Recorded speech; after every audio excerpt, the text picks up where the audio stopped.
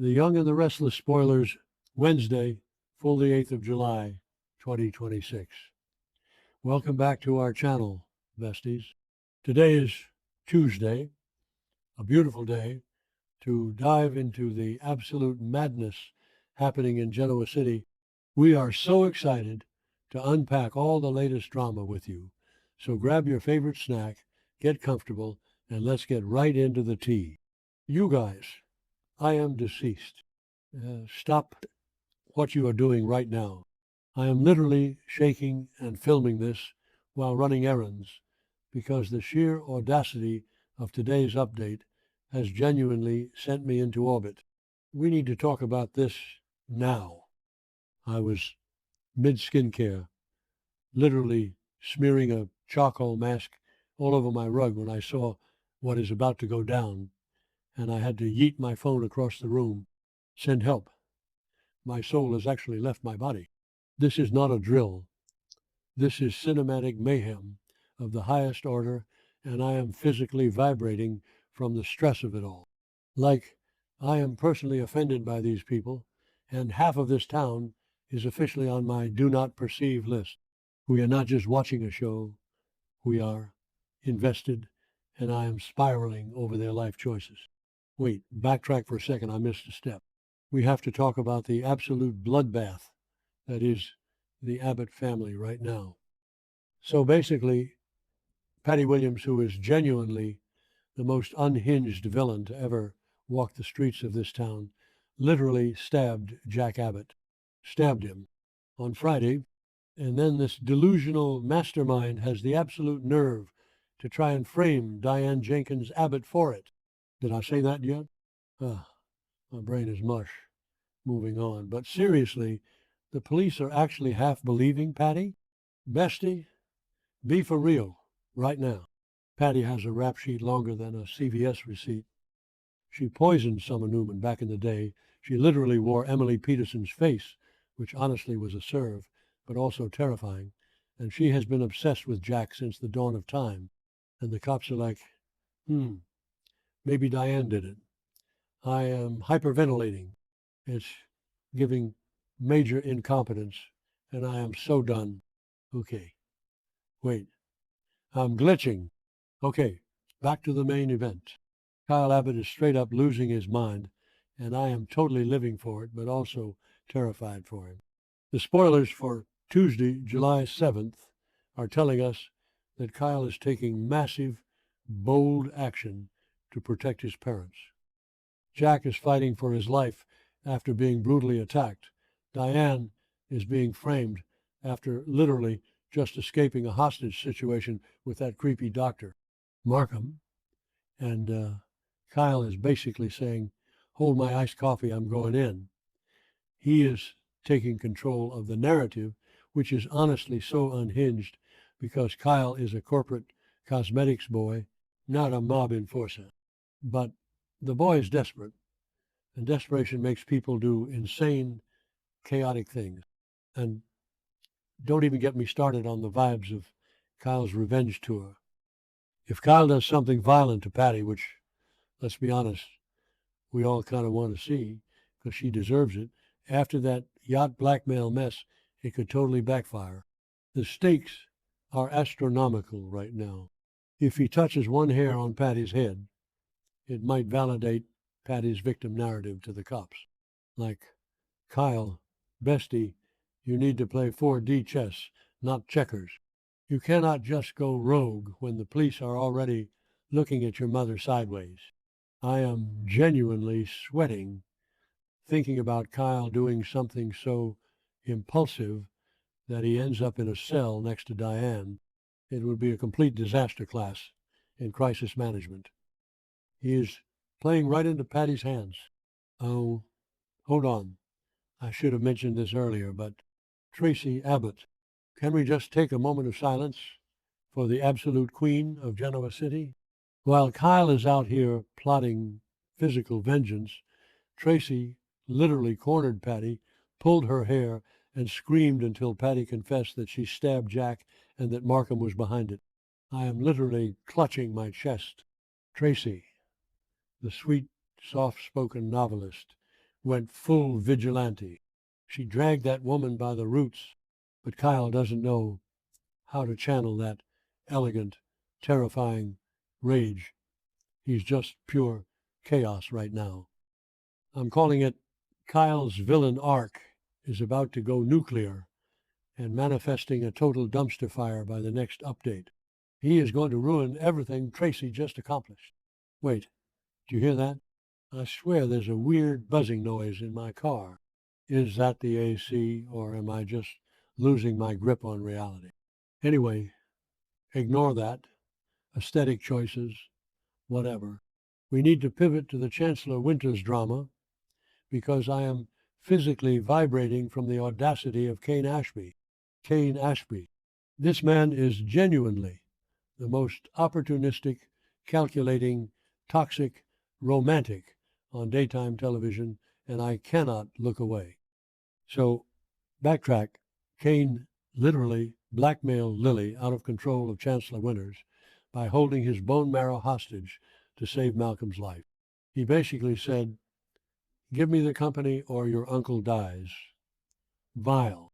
Disgusting. I had to pause the TV and scream into a pillow when that happened. It was straight up extortion.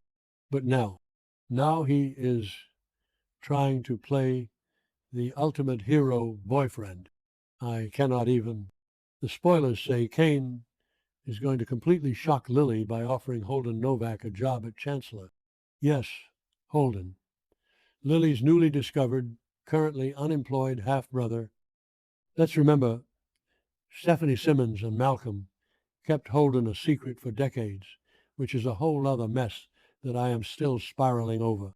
Kane is literally handing Holden a massive corporate opportunity on a silver platter. Bestie, I am screaming. Kane is using Holden as a pawn to get back into Lily's good graces. It is straight up psychological warfare dressed up as a family favor. And the absolute worst part, it might actually work. Lily is seeing this different side of Kane and feeling those romantic sparks again. Girl, stand up. He extorted you while your uncle was dying of aplastic anemia. But Kane knows exactly what he's doing. He is weaponizing kindness. He knows Lily is fiercely protective of her family, especially this fragile new relationship with Holden. By giving Holden a job, Kane is embedding himself so deeply into Lily's family dynamic that she won't be able to extricate him. It's a psychological masterpiece of manipulation, and I am straight up terrified of how good Kane is at this. He belongs in a textbook for toxic exes. Let's just pause and think about poor Holden for a second. This guy just found out his dad is Malcolm Winters. His mom lied to him his whole life. He's hanging out with Claire Newman at the Shadow Room, trying to process his trauma, and now he's being used as a chess piece in Kane and Lily's toxic romance. Does Holden even know anything about running a corporate division? Probably not, but Kane doesn't care. Kane would hire a golden retriever if he thought it would make Lily look at him with hard eyes. Did I say that yet?